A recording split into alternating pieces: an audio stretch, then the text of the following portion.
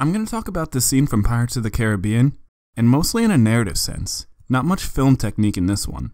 This is just a really well written scene. So what's going on? What are the stakes of the scene? Jack wants to escape because the guards are looking for him and he wants to continue on his journey. Will is trying to hold him there for his honor. And if that's your character's only motivation, it's pretty easy to make it boring. But we'll come back to that. So since both are main characters, we believe either one could win. In a lesser action movie, the only stakes are will they or won't they die. We know we're not killing the main character in the first 30 minutes, so these scenes aren't that compelling. In this scene, the stakes aren't just life or death. So narratively, because the scene can go either way, it's very compelling. So let's jump into it. As they start their fight, we find out they're pretty evenly matched. Now Jack Sparrow loves to be a move ahead. He admits he's impressed and ups the swordsman stakes. You know what you're doing, I'll give you that. Excellent form. But how's your footwork? But in reality, he's getting him to switch places so he has a free walk to the door. Now Will is also really smart, but in a totally different way. He's reactionary. So on an impulse, he throws his sword to lock the door from 15 feet away. That's not something you train for. That's an inherent intelligence. And we also get the subtext that neither wants to kill the other. Yes, this would have been the quickest way for Jack to get out of this situation, but it also lays the groundwork for the rest of his character. He's not a ruthless, cartoonish pirate. He's more interesting than that. And Will clearly could have killed him with that throw. But Will wants him to be captured so he can go to trial, which is a setup for the character growth at the end when he saves him from being executed.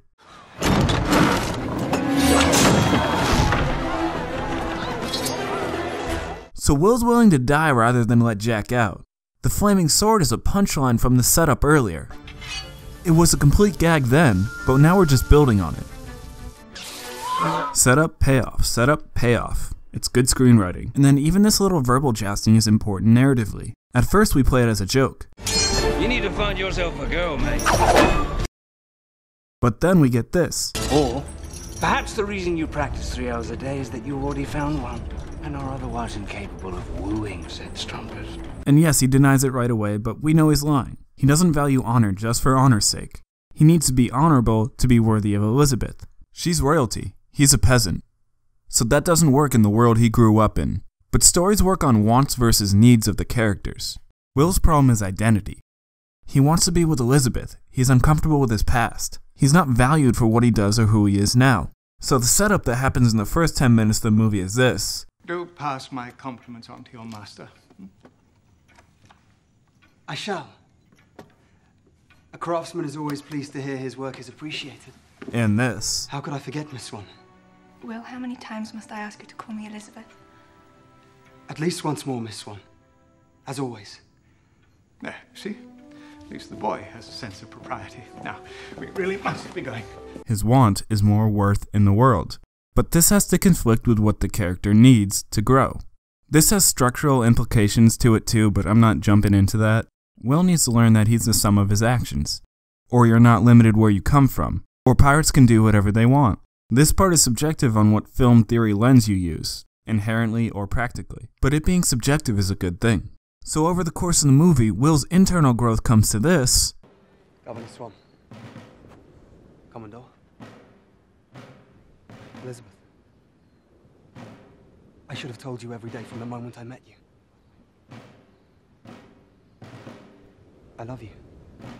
And his external worth comes to this. I will accept the consequences of my actions.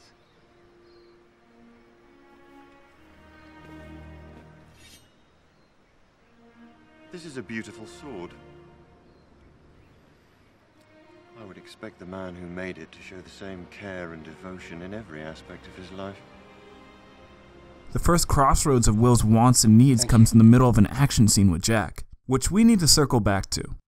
And we should talk about how creative it is. The fight was coordinated by Bob Anderson, an Olympic fencer, Darth Vader stunt fighter in episodes 5 and 6, and sword master for The Princess Bride, Lord of the Rings, Highlander, The Three Musketeers, and many others. The only plot points that are left now is Jack's willing to fight dirty, and that one shot in the gun means something to him. The easiest way to make a really good movie is make a great movie too long. But I love this movie anyway. Thanks for watching. Now, bring me that horizon.